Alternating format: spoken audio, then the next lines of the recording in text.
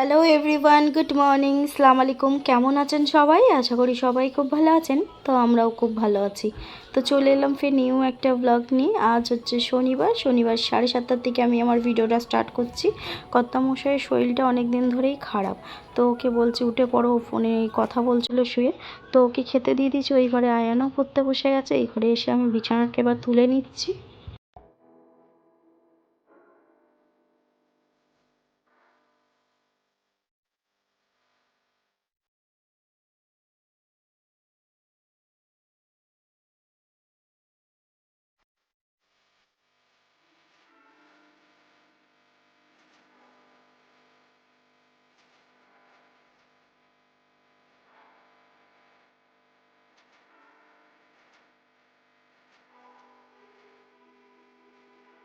এই ঘরে বিছানাটা আমার গোছানো হয়ে গেছে। আর এখানে আমি একটা ছোট্ট বাবুদের বিছানা করছি। আপনাদেরকে আজকে বাবুকে দেখাবো যে আমাদের বাড়ির নতুন মেম্বার, সেইগুলো এখনো পর্যন্ত দেখাইনি। আগে দেখাই আপনাদেরকে নতুন মেম্বারদেরকে।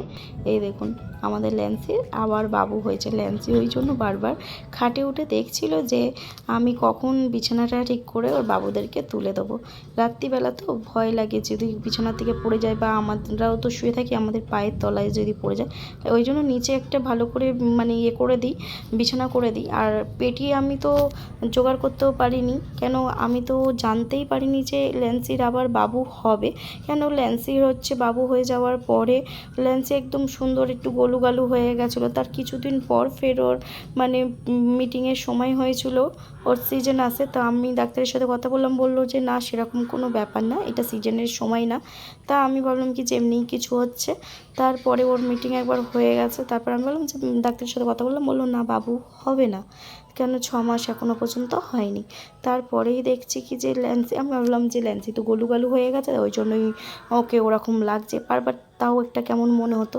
ফের ডাক্তারকে একবার চেক আপ করানোর জন্য ওকে নিয়ে গেছিলাম, বললো যে না না, সেরকম কিছু ব্যাপার নেই, ওরকম কিছু না। তারপরে ওর ভ্যাকসিনেশনের টাইম হয়ে গেছিলো, ভ্যাকসিনেশন করিয়েছি। তারপরে কৃমির টাইম হয়ে গেছে, কৃমির ওষুধ খাইয়েছি। আর তারপরে হঠাৎ ওর 8 তারিখে, 7 তারিখের রাত্রিবেলা 12টার পর থেকে, 8 তারিখ তার পরের দিন যেহেতু হয়ে যায়, ওই জন্য আমি 8 তারিখই বলছি। 8 তারিখে দেখছি ও হচ্ছে কেমন যেন একটা করছে, কোনায় কোনায় ঢুকেছে। এর আগে যেরকম ওর বাবু হয়েছে, কোনায় বেশি পছন্দ করতো, কোড়াকুড়ি করতো। এবারে কিন্তু সেরকম কিছু ও করিনি, দিনের দিনই হচ্ছে খাটের তলায় ঢুকছিল। তখন আমি ভাবলাম যে এরম কেন করছে, খেতে আসছে না। তারপর দুপুরবেলা খায়ও নি। আমি ভাবলাম যে দই ভাত দিয়েছি ওই জন্য খায়নি, তার জন্য রাত্রিবেলা আমি আবার মাংস ভাত দিলাম। দেখলাম তারপরে ওই ভাতটাও খেয়ে নেওয়ার কিছুক্ষণ পরেই ফের ও বমি করে দেয়।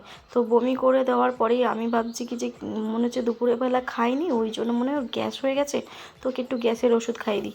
তো গ্যাসের ওষুধ কিছুক্ষণ পরেই যখন ওকে খাওয়াতে গেছে, ল্যান্সকে খুঁজছি, দেখছি নেই। তারপর দেখলাম খাটের তলায় ঢুকেছে। তো ওকে আমি আবার ডাকছি। অন্য সময় কি হয়, এক কথায় চলে আসে, ল্যান্সি বললেই চলে আসে। দেখি ডেকেই যাচ্ছি, বার হচ্ছে না। জোর করে তারপর আমি ওকে বার করে গ্যাসের ওষুধ খাওয়াই। তা আমি ভাবছি খাটের তলায় কেন ঢুকছে, হয়তো ওর খুব গরম হচ্ছে। কিন্তু বৃষ্টি বৃষ্টি ওয়েদার, একটু ঠান্ডা ঠান্ডা ছিল, তো গরম সেই দিন ছিলই না। আমি ভাবছি হয়তো খুব গরম হচ্ছে, খুব কষ্ট হচ্ছে, তার জন্য ওরকমও করছে। তারপরে ওকে আমি বার করে নিয়ে এসে আর শুতে যাচ্ছি। আর দেখছি কি যে আগের বারে যেখানে বাবু দিয়েছিলো ওই জায়গাটাই, দরজার কোণটাতেও ও বসে থাকছে। তখনই আমার একটু কেমন সন্দেহ হলো যে কিছু একটা ব্যাপার হতে পারে। তো আমি একটা বেডশিট নিয়ে এসে ওকে ভালো করে শুয়ে আদর করছি। আর শুধু আল্লাহকে ডাকছি, আল্লাহ, আমার তো মনে হচ্ছে যেন কোনো দুর্ঘটনা ঘটে গেছে। কেন, আমি যেহেতু ভ্যাকসিন করিয়েছি, কৃমির ওষুধ খাইয়েছি, কিন্তু আমি ডাকছি আল্লাহ, আমি তো অজান্তে খাইয়েছি বা ভ্যাকসিন করিয়েছি। আমি তো কিছুই জানতাম না যে ওর বাবু আছে। কেউই দেখে বুঝতে পারিনি যে ওর বাবু আছে। যাই কিছু হোক, আমি তো ভাবছি কিছু হয়ে গেছে বাচ্চাগুলোর, কিন্তু আমার ল্যান্সির খুব কষ্ট হচ্ছে। আমি ভাবছি কী হবে এই মুহূর্তে। যদি ওর ডেলিভারিটা নর্মালভাবে না হয়, তাহলে ওকে সিজার করাতে হবে। তো সিজার করালে বাচ্চাটাকে নিয়ে এই রাত্রিবেলা আমি কোথায় দৌড়াদৌড়ি করতে যাব, এই চিন্তায় আমার মাথা খারাপ হয়েছে। আল্লাহকে শুধু ডেকে যাচ্ছি। তারপরে ফাইনালি ওর হচ্ছে 1:45 সময় একটা মেল বেবি হয়। তার হচ্ছে 1.5 ঘন্টা পরে ফের একটা ফিমেল বেবি হলো। এই দুটো মেল ফিমেল দুটো বেবি ওর হয়ে গেছে। আমার ল্যান্সিও এখন সুস্থ, আর ল্যান্সির বাবুও সুস্থ। কথা বলতে বলতে আপনাদের সঙ্গে আমার কাজ হয়ে গেল, ঘর দৌড় ঝাড় দেওয়া, পরিষ্কার করা, বিছানা তোলা হয়ে গেল। তো এখানে আমার চাল ধোয়া হয়ে গেছে, তো আমি ভাতটা বসিয়ে দিচ্ছি। এরপরে আমি আনাজগুলো কেটে নেবো। তো ঢ্যাঁড়স আলুর চচ্চড়ি করব। তো ঢ্যাঁড়স আলুর চচ্চড়ির জন্য আমি ঢ্যাঁড়সটাও কেটে নিয়েছি। এখানে হচ্ছে গ্যাসে কড়াই বসিয়ে দিয়েছি। তো ঢ্যাঁড়সের তরকারির পরে আমি হচ্ছে এই যে মাছের ডিমের বড়া করে আলু দিয়ে তরকারি, তো রান্নাবান্না আমার হয়ে গেছে। তো আমি এই মশলার কৌটোগুলো একবার মুছে নিচ্ছি। তো গ্যাসগুলো মুছবো, তারপরে বাসন মাজবো।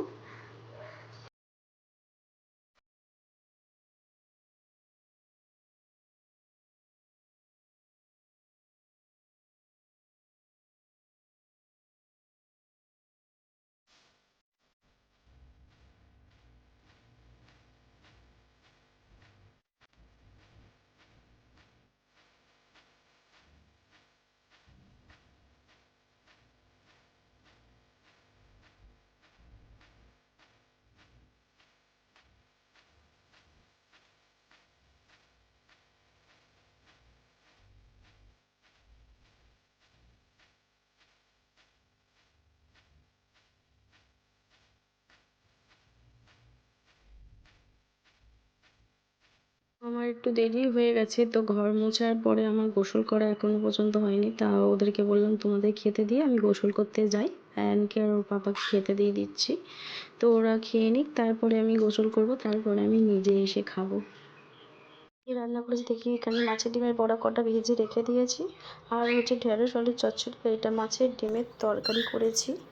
আর করেছি কুঁদরি আলু ভাজা। এটা হচ্ছে চিকেন কষা বৌদিটা দিয়েছে। আর হচ্ছে এঁচোড়ের তরকারি চিংড়ি মাছ দিয়ে। এখানে আমি খেতেও বসে গেছি, ভাত নিয়ে নিচ্ছি। একা বসে বসে খেতে না আমার ভালো লাগে না, সবের সাথে বসে খেলে ভালো লাগে।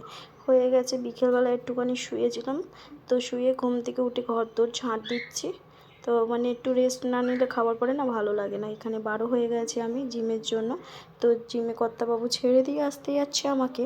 তো এখানে আমি জিমে এসে একটু কটা এক্সারসাইজ করলাম, বাড়িতে এসে আমার কুচুমুচুদেরকে আদর করলাম। তো আজকের মতন ব্লগ এতটাই। যদি ভালো লাগে একটা লাইক করে দেবেন। যারা যারা এখনও পর্যন্ত আমার চ্যানেলটা সাবস্ক্রাইব করেননি, প্লিজ আমার চ্যানেলটা সাবস্ক্রাইব করে দিন যদি চ্যানেলটা ভালো লাগে। তো আবার দেখা হবে নতুন একটা ভিডিওর সঙ্গে। তো ভালো থাকবেন, সুস্থ থাকবেন। তো টাটা, গুড নাইট। আমাদের কুচুমুচুগুলোকে দেখতে কেমন লাগছে আপনারা অবশ্যই কমেন্টে জানাবেন। Tata, good night.